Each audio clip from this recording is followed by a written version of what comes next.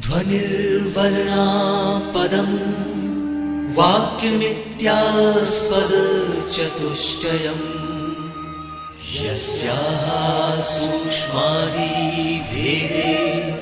वाग्देवीं तामुपास्महे।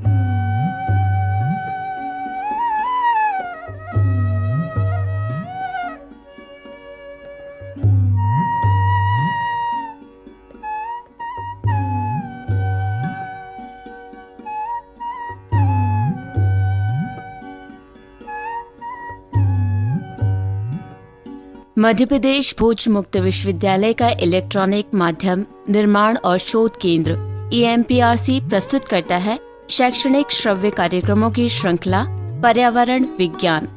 दोस्तों, ये श्रृंखला स्नातक स्तर के आधार पाठ्यक्रम पर्यावरण अध्ययन पर आधारित है। इसके अलावा ये कार्यक्रम B.Ed के विद्यार्थियों के लिए भी लाभप्रद होंगे। पर्यावरण विज्ञान की इस श्रृंखला में आज का विषय है जैव मंडल। इस कार्यक्रम के विषय विशेषज्ञ हैं डॉक्टर शाहबानो अली। कार्यक्रम का आलेखन, ध्वनि मुद्रण, संपादन और प्रस्तुतिकरण किया है अमर बहादुर यादव ने। तो लीजिए सुनिए ध्वनि कार्यक्रम जैव मंडल।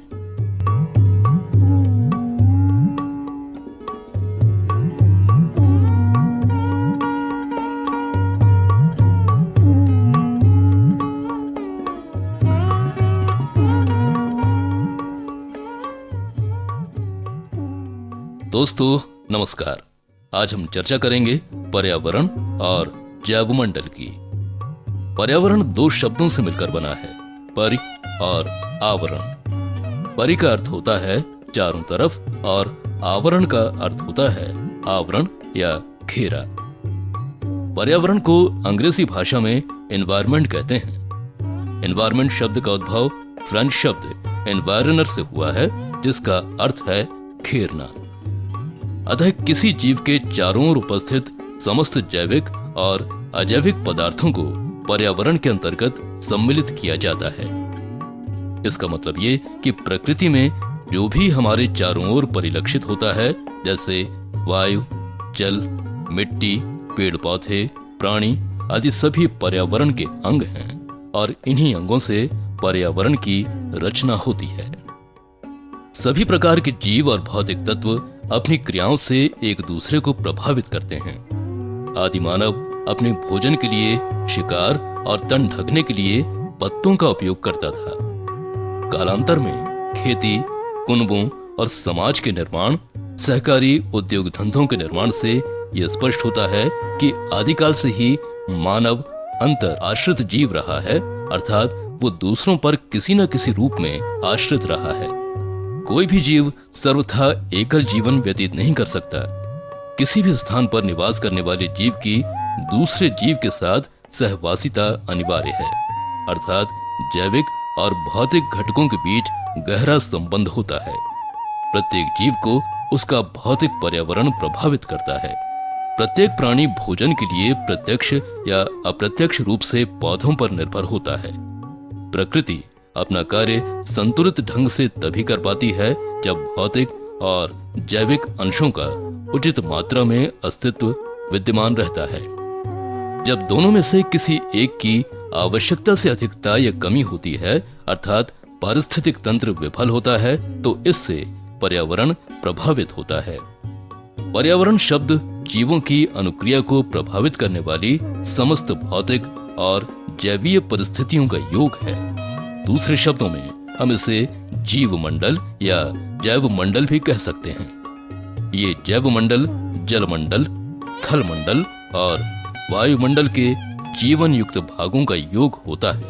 जैवमंडल के विभिन्न भागों के संबंध में कहा जा सकता है कि वायु, जल, नभ, थल आदि में अनेक प्रकार के प्राणी और पादप प्रद्रव्य विचरण करते रहते हैं।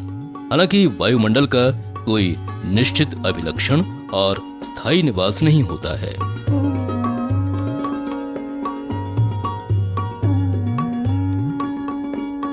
जीवों के आवास के आधार पर संपूर्ण जैवमंडल को 3 भागों में बांटा जा सकता है। पहला अलवणीय जल पर्यावरण, दूसरा लवणीय जल पर्यावरण और तीसरा स्थलीय पर्यावरण।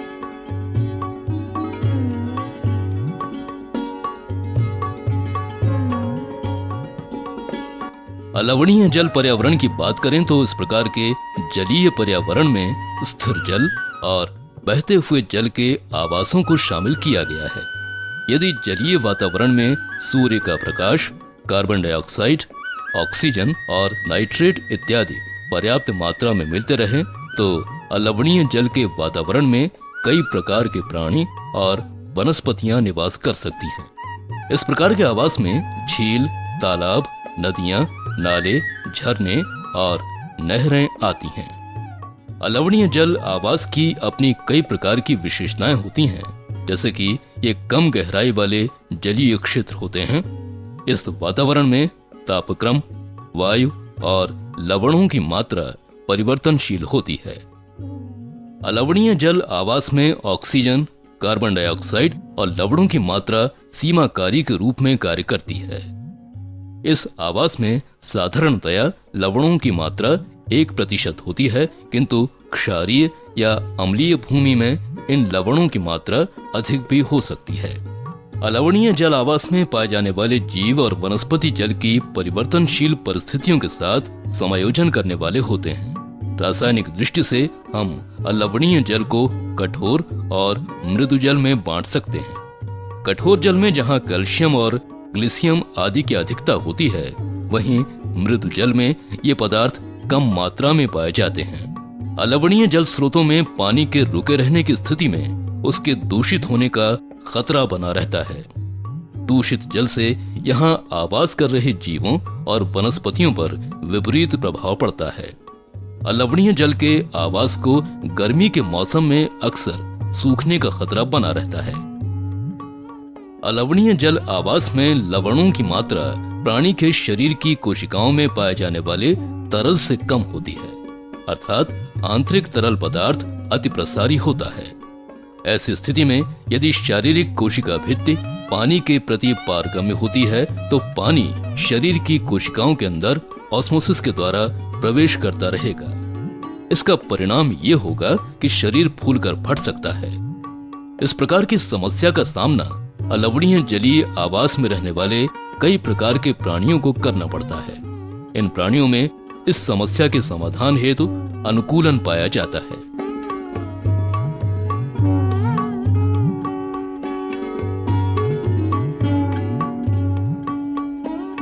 ये तो हुई बात जैवमंडल के पहले भाग अलवणीय जल पर्यावरण की। अब बात करते हैं जैवमंडल के दूसरे महत्वपूर्ण पर्यावरण यानी लवणीय जल पर्यावरण अथवा समुद्री आवास की। ये भी जलीय पर्यावरण का एक रूप ही होता है। समुद्री आवास में अपनी गहराई और विस्तार के कारण अलवणीय जल पर्यावरण की अपेक्षा अधिक स्थायी गुणधर्म होते हैं। समुद्री जल आवास में लवणों की मात्रा अधिक पाई जाती है। इस आवास की अपनी कई विशेषताएं होती हैं। समुद्री पर्यावरण अनेक क्षेत्रों में विभक्त होता है। इसमें समुद्री तट और महासागरीय क्षेत्र आते हैं। इस प्रकार के आवास में अलग अलग क्षेत्र में पाए जाने वाले जंतु और पौधे भी अलग अलग प्रकार के होते हैं। क्षेत्र के अनुसार ही इसमें अनुकूलन पाया जाता है। समुद्री आवास अधिक गहराई वाला होता है। इस आवास में तापक्रम बाहरी तल पर 2 डिग्री सेल्सियस से लेकर आंतरिक तल पर 30 डिग्री सेल्सियस तक होता है। लवणता समुद्री आवास का महत्वपूर्ण लक्षण है। इनमें लवणों का अधिक अंश पाया जाता है। समुद्र के पानी में लगभग 49 तत्व विभिन्न प्रकार की अवस्थाओं में पाए जाते हैं। समुद्री जल बफर विलयन के रूप में काम करता है, अर्थात ये अम्लीय से क्षारीय और क्षारीय से अम्लीय विलयन में परिवर्तित होता रहता है। लवणीय जल पर्यावरण में समुद्री तटों पर ज्वार और भाटे भी आते रहते हैं। इस आवास के समुद्री जल में धाराएं चलती रहती हैं। ये धाराएं वायुजनित या तापजनित हो सकती हैं। इन धाराओं से समुद्री आवास को कई प्रकार के लाभ होते हैं। ये जल धाराएं पोषक पदार्थों के वितरण में सहायक होती हैं। अपशिष्ट पदार्थों को एक स्थान से दूसरे स्थान तक ले जाने का कार्य भी इन जल धाराओं के माध्यम से ही होता है। यही नहीं, ये जल धाराएं समुद्री आवास के जंतुओं और वनस्पतियों को एक स्थान से दूसरे स्थान पर ले जाने में सहायक भी होती हैं। ये जल धाराएं समुद्री आवास के जंतुओं और वनस्पतियों को एक विस्तृत क्षेत्र में फैलाने का कार्य भी करती हैं।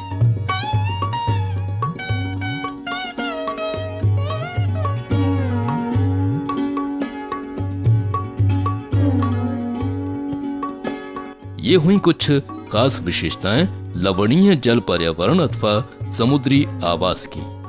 जैवमंडल का तीसरा और महत्वपूर्ण भाग है स्थलीय पर्यावरण। स्थलीय पर्यावरण जलीय पर्यावरण की अपेक्षा अधिक परिवर्तनशील होता है।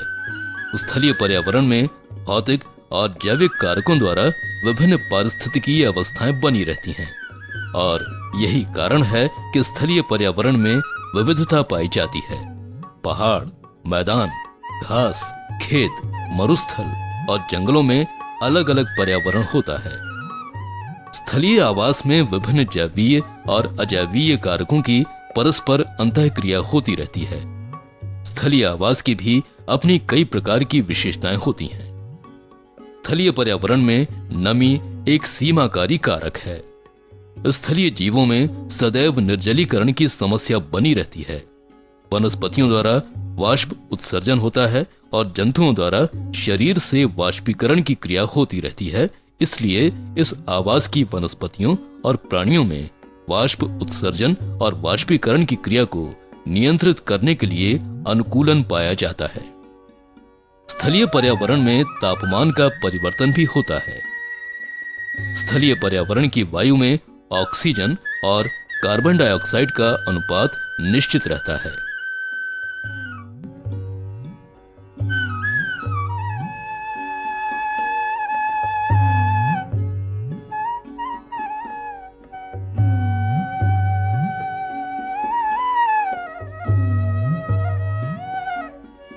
दोस्तों, ये तो हुई बात पर्यावरण के महत्वपूर्ण विषय जैवमंडल या जीवमंडल की। लेकिन आज मानव पर्यावरण पर कई तरह के अत्याचार करता ही जा रहा है, जिसके परिणाम उसे भविष्य में अवश्य ही भुगतने होंगे। मानव अपने अस्तित्व को उस समय खतरे में डाल देगा जब तीव्र गति से हो रहे जल, वायु, ध्वनि और आकाश के प्रदूषण बढ़ते बढ़ते ऐसी स्थिति पैदा कर देंगे कि मानव के स्वयं घुटकर मृत प्राय हो जाने की प्रबल संभावनाएं स्पष्ट नजर आने लगेंगी। इसलिए समय रहते हमें मानव समाज और पारिस्थितिक तंत्र जो एक दूसरे पर आश्रित रहा है, इसे बनाए रखना होगा। इसके लिए एक विश्वव्यापी अभियान चलाना होगा, जिससे प्रकृति और जीवधारी के सहसंबंध निरंतर अग्रसर हो सकें। मानव मात्र को चाहिए कि वो पारिस्थितिकी नियमों का पालन अपने हित में सोच विचार कर करे। प्रगति के नाम पर प्रकृति पर नियंत्रण करने की अपनी हठ धर्मिता को छोड़कर अपने आप को प्रकृति का अभिन्न अंग समझना चाहिए, ताकि पारिस्थितिक तंत्र और समाज के बीच में परस्पर संतुलन बना रहे। आज के प्रगतिशील युग में भी मानव पग पग पर अन्य समुदाय, समाज और दूसरे देशों पर अंतर निर्भर है, लेकिन व्यक्तिगत स्वार्थ हेतु प्रकृति के साथ जो विध्वंसक कार्यवाही हो रही है, उससे पर्यावरण प्रदूषित हो रहा है। इस सब से हमारा स्थायी विकास होना तो दूर की बात है, हम स्थायी रूप से हमारा मानसिक संतुलन भी खोते जा रहे हैं। बढ़ती जनसंख्या और औद्योगिकरण के कारण तकनीकी सभ्यता के द्वारा वैभव और ऐश्वर्य प्राप्त करने में हम अस्थायी रूप से सफल क्यों ना हो जाएं? परंतु हमारा स्थायी विकास संदिग्ध है। इसका कारण ये है कि पारिस्थितिक व्यवस्था में असंतुलन बड़ी ही द्रुत गति से हो रहा है। हमारी जल्दबाजी और उतावले ढंग से पर्यावरण पर विजय पाने की लालसा ने प्रकृति द्वारा निर्मित पारिस्थितिकी तंत्र पर बहुत ही प्रतिकूल असर डाला है। ये किसी समाज या राष्ट्र तक सीमित न रहकर पूरे अंतर्राष्ट्रीय पर्यावरण के संतुलन को बिगाड़ रहा है। मानव और प्रकृति की परस्पर आत्मनिर्भरता और सद्भावनाओं को समाप्त करने से हमारा पारिस्थितिक तंत्र डगमगा रहा है। कालांतर में भी यदि मानव की यही अभिवृत्ति बनी रही तो प्रकृति द्वारा करोड़ों वर्षों की यात्रा के बाद बना ये प्राकृतिक पर्यावरण नष्ट हो जाएगा।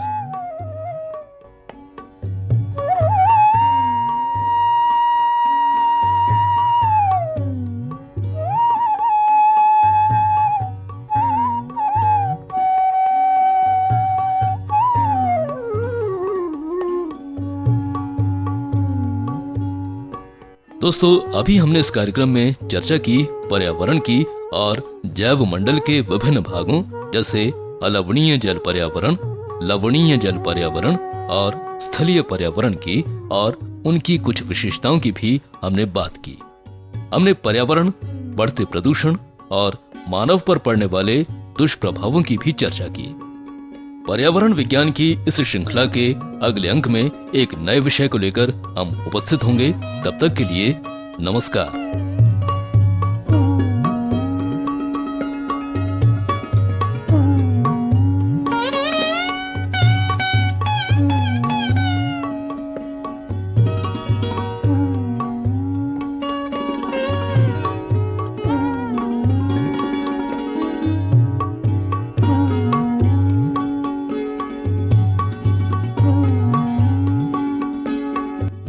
अभी आप सुन रहे थे शैक्षणिक ध्वनि कार्यक्रमों की श्रृंखला पर्यावरण विज्ञान। इसमें आपने जैव मंडल नामक कार्यक्रम सुना।